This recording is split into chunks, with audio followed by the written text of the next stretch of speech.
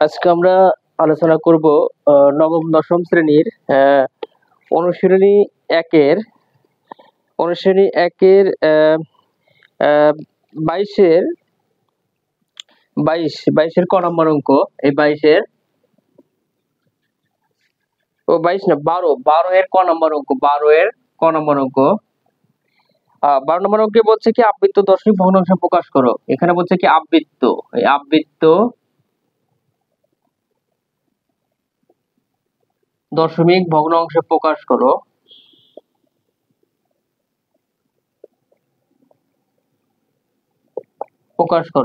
তাহলে ক নম্বর অঙ্কে বলা আছে কি, ক নম্বর অঙ্কে বলা আছে কত, 1/6, 1/6।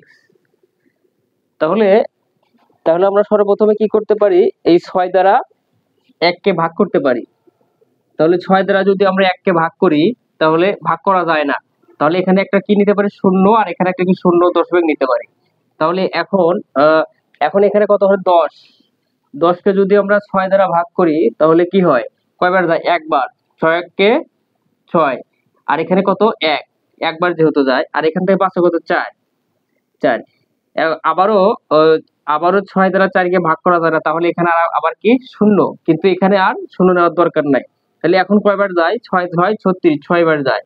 6 6 36, তারপরে এখানে 6 বার। তাহলে আবার পাঁচে কত, 4। তাহলে আবার একটা 0 আনি, কত, 40। আবারও কত, কয়বার যায়, 6 6 36, এই 6 6 36, আবারও পাঁচে কত, 4। তাহলে এইভাবে আমরা আরো একবার নেই, 4 ঘর পর্যন্ত নেই, দশমিকের পরে 4 ঘর পর্যন্ত নেই। তাহলে এখানে আবার কয়বার যায়, 36, মানে 6 বার, আবারও 6 বার। আর এখানে কি বলা আছে, আবৃত্ত দশমিক ভগ্নাংশ প্রকাশ করতে হবে। আর এখন আমরা দেখি যে এখানে কি আবৃত্ত দশমিক ভগ্নাংশ আসছে কিনা। এখানে এই 0.1, আর আবৃত্ত কার উপর হয়, যে সংখ্যাটি বারবার আসে, যে সংখ্যাটি বারবার আসে সেই সংখ্যাটি কি, মানে আবৃত্ত, মানে পুরোপুনিক বা আবৃত্ত। তাহলে এই 6 এর উপর কি, এই আবৃত্ত, এটাই সঠিক অ্যান্সার।